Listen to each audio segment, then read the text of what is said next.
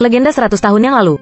Terdapat hotel aneh di New York. Bisnis hotel berkembang pesat, namun hanya kamar 1408 yang tidak dibuka untuk umum.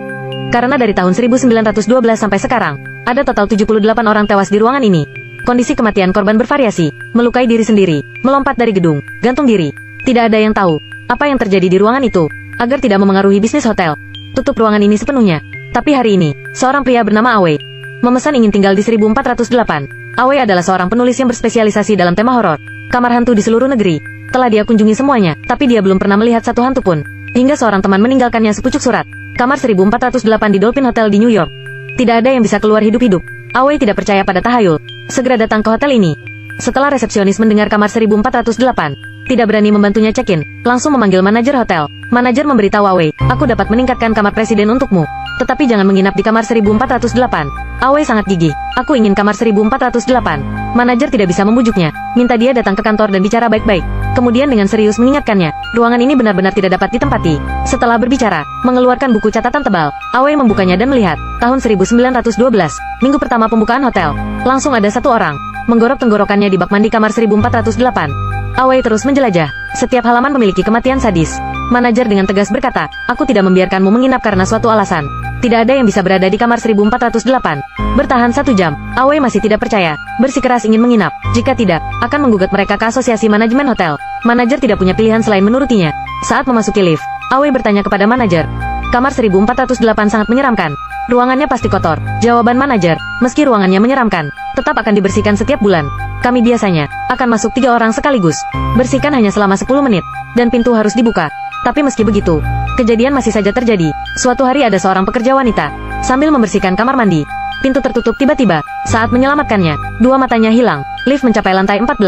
Kata manajer, aku hanya bisa mengantarmu ke sini. Ruangan itu, aku tidak ingin mendekat selangkah pun. Kau masih sempat untuk menyesalinya sekarang.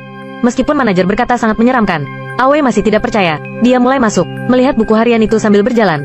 Meskipun setiap gambar mencurigakan dan menakutkan, entah bagaimana, Awe sepertinya tertarik. Berjalan berkeliling, tiba-tiba pintu lift terbuka. Dia baru menyadari, dirinya kembali ke tempat semula. Awe menutup buku itu, mulai mencari kamar 1408. Saat berjalan, tawa seorang anak menariknya. Ternyata adalah seorang ibu, yang sedang mendorong bayi ke kamar. Dia mulai mencari lagi, akhirnya sampai kamar 1408. Dia mengetuk pintu, tetapi tidak ada yang terjadi. Kemudian masukkan kunci dan buka pintunya. Menyalakan lampu, kamarnya sangat rapi, tidak seburuk yang dikatakan manajer. Baik lemari anggur, TV, atau kamar mandi, juga sangat biasa. Dia secara acak menarik selembar kertas toilet, menyeka wajahnya, lalu berjalan keluar. Pada saat ini, dia menemukan ada yang salah. Ada noda besar di tanah, juga lukisan aneh di dinding. Membuatnya merasa tidak nyaman. Dia membuka jendela lagi dan menjulurkan kepalanya untuk mengamati. Tidak menemukan sesuatu yang aneh. Saat dia lengah, tiba-tiba radio berbunyi. Awe ketakutan. Tidak hanya itu, selimut yang baru saja diangkat juga ditata dengan rapi. Dia berlari ke kamar mandi lagi. Menemukan tisu toilet juga diganti dengan yang baru. Dia mulai ketakutan. Terasa ada orang lain di ruangan itu. Memutuskan untuk mencari. Tetapi setelah mencari, tetap tidak menemukan seorang pun. Dia sedikit panik. Matikan lampu dan keluarkan sinar UV. Ada jejak darah di setiap ruangan. Setiap jejak kematian sengsara. Seperti menjulang. Dia tidak kuat melihat lagi. Saat nyalakan lampu, merasa semakin panas. Ternyata AC-nya rusak. Dia segera menelepon resepsionis, menyuruh tukang reparasi datang. Tak disangka baru saja telepon ditutup, bel pintu berbunyi. Tak disangka tukang reparasi datang begitu cepat. Dia berkata, aku bisa mengajarimu cara memperbaikinya, tapi aku tidak bisa masuk. Mengikuti petunjuknya, AC diperbaiki dengan cepat. Tapi saat dia menoleh, tukang reparasi itu telah menghilang. Awe tidak terlalu banyak berpikir.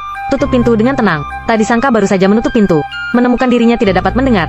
Buka jendela, kendaraan yang sibuk di jalan, juga kebisingan sebelumnya. Dia masih tidak bisa mendengar. Tepat saat bersiap mundur ke kamar, jendela menutup tiba-tiba. Dia berteriak kesakitan. Saat menarik tangannya, sudah mendapat luka. Datang ke kamar mandi, dan siap membuka keran untuk membilas. Tak disangka air dingin tiba-tiba menjadi 100 derajat air mendidih. Mike baru saja akan mencuci tangannya. Air di keran tiba-tiba menjadi air mendidih. Tiba-tiba radio di kamarnya berbunyi kembali, membuat Mike menjadi sangat ketakutan. Dia pun cepat-cepat menghubungi resepsionis untuk check out. Mike menyesal karena menghiraukan peringatan dari resepsionis itu. Namun tiba-tiba sambungan telepon berhenti dan membuat Mike semakin ketakutan. Mike yang sangat takut cepat-cepat mengambil tasnya dan berniat untuk kabur dari hotel itu. Namun sayangnya Mike lupa mengambil kuncinya. Dan seberapa keras dia berusaha membuka pintu, pintu itu tidak bisa terbuka. Mike mencoba mendobrak mati-matian tapi tidak ada gunanya. Dia kemudian berlari ke arah jendela, berteriak keluar untuk meminta pertolongan, namun tak ada seorang pun yang mendengarnya. Mike melihat di seberang gedung ada seseorang yang mengamatinya. Dia kemudian melambaikan ke arah pria itu dan pria itu pun mulai merespon. Mike sangat senang karena ada secerca harapan yang membuat dia keluar dari kamar ini. Mike mengambil lampu meja untuk memberikan tanda kepada pria itu. Pria itu ternyata juga mengambil lampu meja di dekatnya. Dia kemudian melihat lebih dekat dan ternyata itu adalah orang yang ia kenal. Ternyata itu adalah gambaran dari dirinya sendiri. Seseorang muncul di belakang pria itu. Saat dia berbalik muncul juga pria di belakangnya. Untungnya pria misterius tadi langsung menghilang. Mike kemudian mengambil lampu dan pergi ke jendela dan kemudian langsung membuangnya. Lampu itu pun terjatuh namun hilang tanpa sebab. Mike mengira bahwa itu adalah halusinasinya saja. Tiba-tiba terdengar teriakan dari sebelah ruangan. Ternyata lampu yang dibuang Mike kembali lagi ke tempat itu. Mike kemudian bersembunyi di sudut ruangan mencoba untuk menenangkan dirinya. Dia pikir itu semua telah selesai. Mike melihat roh korban sebelumnya di ruangan ini. Satu persatu melompat keluar jendela. Mereka sepertinya membimbing Mike untuk melakukan hal yang sama. Mike menutup matanya karena dia sangat ketakutan. Setelah dirinya tenang, dia menemukan ada jalan keluar lain. Dia melihat peta di kamar hotel itu dan mencoba masuk ke ruangan sebelahnya melalui jendela. Jaraknya pun hanya beberapa langkah dari sana. Dia melangkah perlahan-lahan bergerak ke kamar sebelahnya dan tidak berani untuk melihat ke bawah. Mike merasa dia telah melangkah terlalu jauh dan Mike pun baru menyadari ternyata jendela di kamar sebelahnya tidak ada.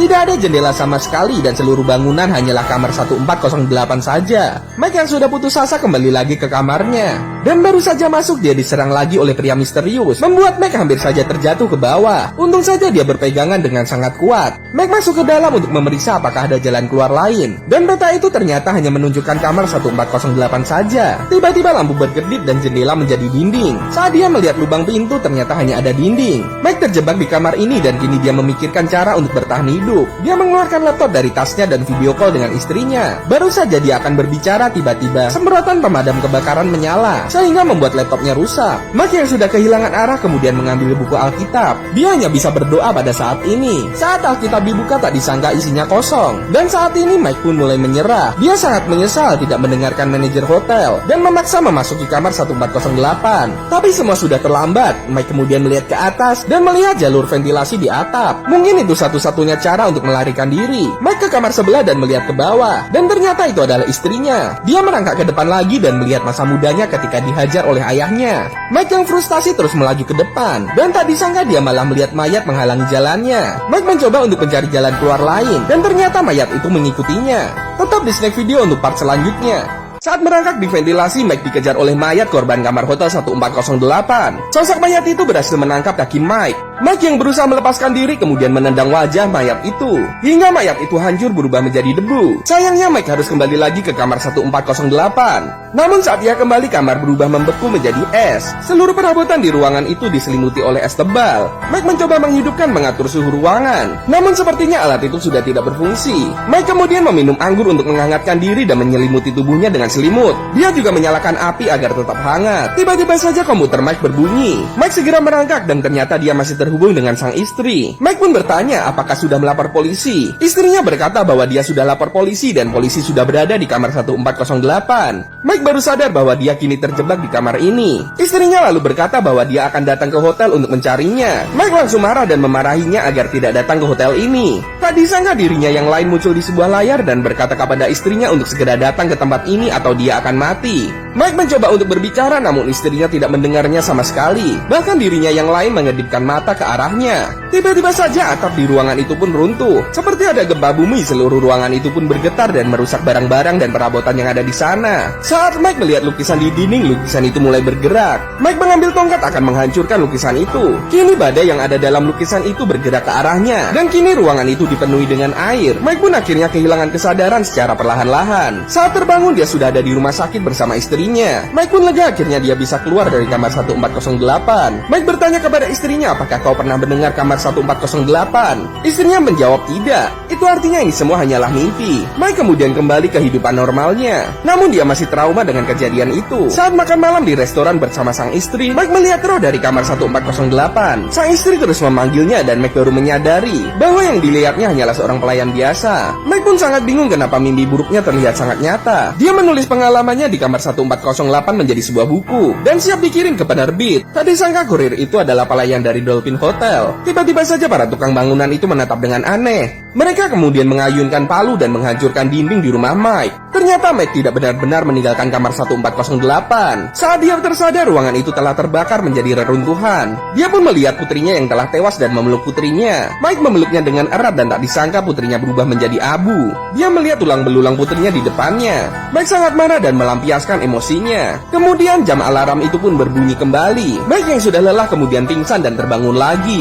Dia melihat jam itu kembali ke waktu awal. Tiba-tiba telepon berbunyi dan Mike mengangkatnya. Pria itu berkata setiap kau bertahan 1 jam akan ada 1 jam lain yang menunggunya. Kau hanya punya satu cara untuk keluar, yaitu layanan check out. Mike berbalik dan melihat tali gantungan sudah menunggunya. Kamar itu sepertinya menuntun Mike untuk mengakhiri hidupnya. Dia menoleh dan ternyata sudah ada makam dirinya bersama sang putri. Dan tertulis namanya di batu nisan itu. Dia sadar kenapa kamar ini memakan banyak korban. Karena mereka tidak bisa benar-benar keluar dari kamar ini. Telepon kemudian berdering kembali. Pria itu berkata bahwa istrinya akan tiba dalam 5 menit ke kamar hotel ini. Mike tahu apa yang harus dia lakukan sekarang. Dia harus mengakhiri ini semua segera. Mike kemudian menyalakan api dari sebotol anggur dan kemudian membakar ruangan ini. Dia duduk dengan tenang dan menunggu kematiannya.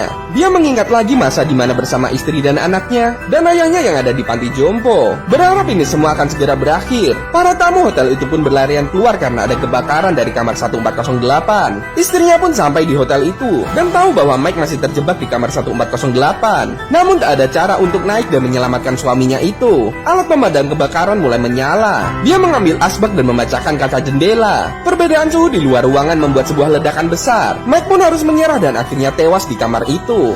Mulai hari ini kamar 1408 tidak akan pernah lagi memakan korban. Dan film pun selesai. Tetap di snack video untuk film-film seru lainnya.